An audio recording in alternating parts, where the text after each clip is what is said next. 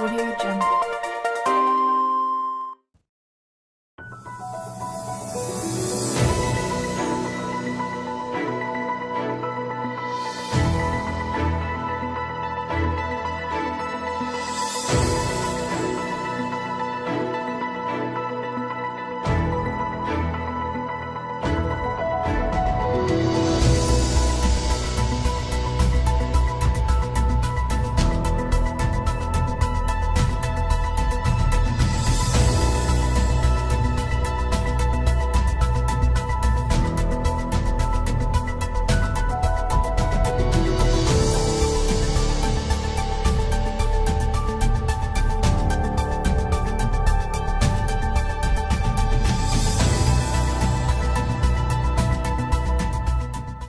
Justru kita malah tanda tanya gitu loh.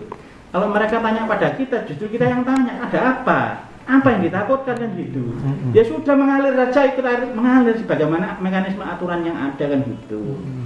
Jadi di Banmus dibahas, bukan dijawab ketua dewan secara subjektif pribadi, nggak, apalagi dengar-dengar nggak melalui rapat pimpinan kan gitu. Kebetulan di dewan kan kolektif kolegial, pimpinan kan ada ketua, ada wakil ketua dan sebagainya. Dirapatkan di internal pimpinan. Habis itu dibahas di Banmus ya. Di Banmus dibahas. Banmus ini kan sifatnya hanya menjadwalkan saja. Dijadwalkan untuk diparipurnakan.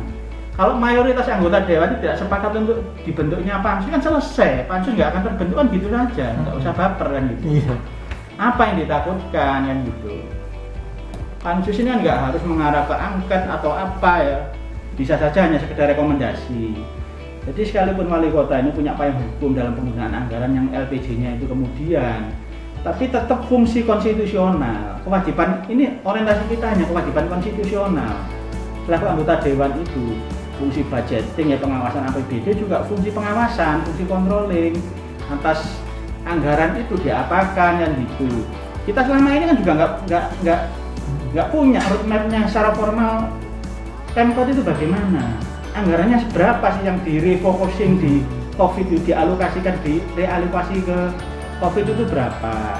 Terus kemudian anggaran itu dikemanakan saja, distribusinya kemana untuk pos ini dan sebagainya. Masa nggak ada perencanaan sama sekali? Bukan pemerintah kalau nggak punya pengawasan, nggak punya perencanaan itu. Jadi fungsi manajemen ini semua jalan, termasuk di Pemkot harusnya jalan. Ada fungsi perencanaan, planning, ada fungsi organisasi, kan itu manajemen itu. Prinsip ini manajemen di mana-mana harus ada, apalagi pemerintahan. Ya. Fungsi planning, fungsi organisasi, ya. Terus kemudian evaluasi dan sebagainya. Ini kan ada. Ini planning aja kita nggak punya. Sementara PSBB sudah jalan. Harusnya ada roadmap, program-program secara formal itu apa, kita dikasih datanya gitu loh. Jadi kita punya selaku anggota dewan yang punya fungsi tugas konstitusional, kewajiban konstitusional untuk mengawasi itu bisa jalan juga gitu loh. Bukan berarti punya payung hukum kemudian jalan semuanya sendiri terus kemudian pertanggungjawabannya kemudian bukan begitu. Tapi kita dikasih programnya juga gitu loh. Minimal dengan data yang ada ini kita bisa ngecek di lapangan ini pelaksanaannya bagaimana sih. Ini pelaksanaan tidak untuk ngerecoki. Justru kepentingan kita ini aspek kemanusiaan, kemaslahatan umat untuk mempercepat penanganan COVID ini yang di Surabaya ini mungkin tertinggi mungkin ya sekarang ini ya. Dari data terakhir itu persoalannya itu, sehingga harus melibatkan semua pihak, semua komponen yang ada di masyarakat, khususnya antara pemerintah kota dengan anggota dewan. Jadi penggunaan uang rakyat itu harus pengetahuan rakyat melalui wakilnya. Tidak-tidaknya kita tahu programnya apa, sekalipun kita ngomong nggak dianggap pun juga bisa, karena memang belum saatnya kita minta LKPJ kan, laporan pertanggungjawaban. Tapi setidaknya kita bisa ngawal gitu. Sama-sama berperan dalam rangka percepatan penanganan COVID ini.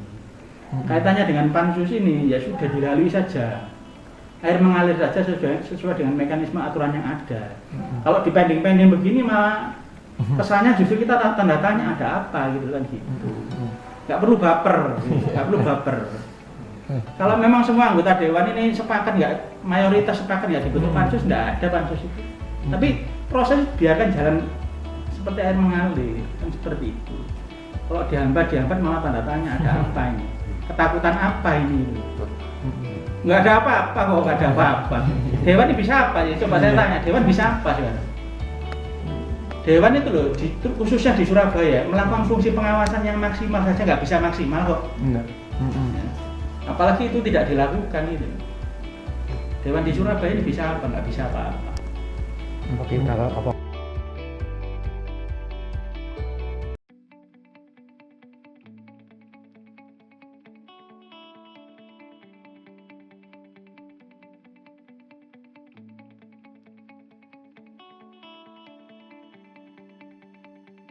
Ini kan PSBB ini kan sudah berjalan seminggu. Kalau menurut pandangan Pak Hamka sendiri seperti apa ini? Ya kita prihatin dengan adanya perkembangan yang terbaru ini, kenaikan angka positif COVID ini kan tinggi. Mungkin saya duwe data ya, bagaimana supaya ada percepatan penanganan COVID ini. Surabaya ini perlu atensi kalau sudah masuk kategori mengkhawatirkan. Data tanggal 4 Mei itu 554 kasus positif dan yang meninggal 71 kematian. Artinya ini sekitar 12,8% di Surabaya ini angka kematiannya itu dari yang positif itu. Ini melampaui persentase kematian global.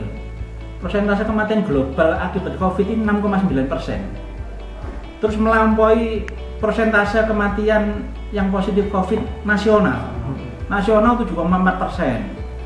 Melampaui Jakarta 9,2%, yang Jakarta kelihatannya seperti orang dari mana-mana, dari luar negeri, dari tujuan lah, semua tujuan itu ke sana. Tapi ngalang-ngalai Jakarta bahkan. Surabaya ini menyumbang 60,6% kematian untuk Jawa Timur, sekaligus 8,2% untuk Indonesia. Ini sangat besar sekali. Oleh karena itu kita harus sungguh-sungguh. Kesungguhan itu dilihat dari ya program yang dilakukan, yang kadang kita ini melihat terkesan sporadis itu. Sampai sekarang kita mendapatkan keluhan panjang pelaksana PSBB ini sampai ini udah hari keberapa ini? 7. Nah ini apa MBR itu sembako apa namanya? Ya negara harus hadir gitu loh. Kalau memutuskan sebuah kebijakan PSBB atau lockdown silakan, tidak ada masalah. Tapi negara harus hadir. Negara harus hadir apa namanya? Ya untuk memberikan jaminan sosial, kebutuhan hidup, minimal kebutuhan pokok. Orang tadinya kerja, akhirnya dengan kondisi PSBB nggak bisa kerja dan sebagainya. Ini MBR kan bertambah, masyarakat berpenghasilan rendah bertambah, bahkan yang tidak punya penghasilan ini bertambah kan gitu. Nah, kewajiban negara untuk hadir ya. Belum ada PSBB saja kondisi biasa mereka ini miskin. Miskin ini apa namanya, orang yang bekerja tapi nggak bisa mencukupi kebutuhan pokoknya kehidupan sehari-hari itu untuk dirinya dan keluarganya itu nggak cukup.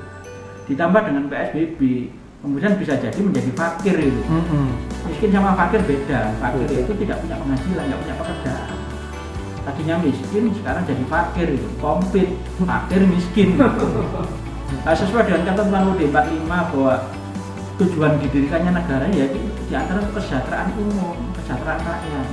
Terus kemudian yang kedua, jelas di pasal 34 UUD 45 itu, fakir miskin dan anak-anak terlantar dipelihara oleh negara. Ini kewajiban negara. Oleh karena itu negara harus hadir. Buat aturan tapi jaminan kebutuhan hidup mereka yang fakir miskin ini nggak ada kejelasan. Kasihan Pak RT, Pak RW, dikeluhi banyak warganya yang didata misalkan 50, yang keluar cuma 10. Terus ya opo? Ada sembako, gak ada sembako itu kasihan warganya, ada sembako tambah ruwet gak karuan gegeran perkara sembako. Apalagi bisa mudik Pak ya? Gak bisa mudik bisa.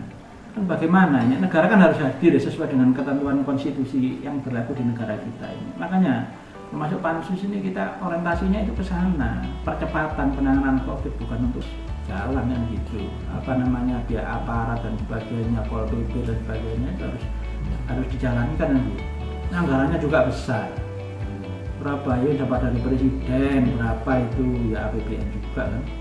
Dapat dari presiden berapa ribu paket itu. Alkes, Kemenkes itu berapa itu, sementara dokter dan petugas medis banyak yang mengeluh terkait APD. Terus di bawah juga gitu, MBR bertambah meningkat, tapi sampai sekarang PSBB juga belum dibagi sembakonya. Sementara sampai kapan ini? Masih nimbun. Iya. Sementara perkembangan COVID ini begitu cepat ini dan dalam angka yang sudah mengkhawatirkan Surabaya ini, di atas angka nasional bahkan global tingkat kematiannya.